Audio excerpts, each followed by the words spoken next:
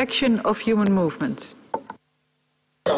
Le Conseil des droits de l'homme des Nations Unies devrait insister pour que les auteurs d'abus soient tenus responsables de leurs actes. Le gouvernement du Sri Lanka mène une campagne agressive visant à anéantir le territoire des Tamouls dans le nord et l'est du Sri Lanka après le Molly-Baikal. Le Conseil devrait adopter une résolution pour confirmer que la justice soit rendue pour les crimes internationaux graves, incluant le génocide des Tamouls au Sri Lanka, et condamner les abus en cours contre le peuple tamoul dans le nord et l'est de l'île.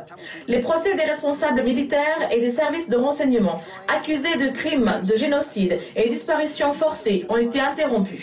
Les atrocités commises par les forces de sécurité gouvernementales pendant la guerre civile de près de 3 décennies au Sri Lanka, qui a pris fin en mai 2009, en perpétuant ainsi un génocide contre le peuple tamoul, ont été bien documentées par l'ONU, les médias et les organisations de défense des droits humains nationaux et internationaux.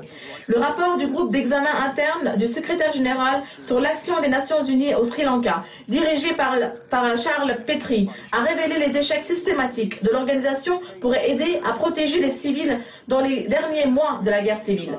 Ainsi, nous demandons à ce Conseil à renvoyer le Sri Lanka devant la Cour pénale internationale, d'avoir une nouvelle résolution dans le cadre de l'agenda 4 pour nommer un rapporteur spécial pour surveiller et enquêter sur les violations des droits de l'homme et la répression contre le peuple tamoul et la reconnaissance du droit à l'autodétermination du peuple tamoul. Merci Madame la Présidente.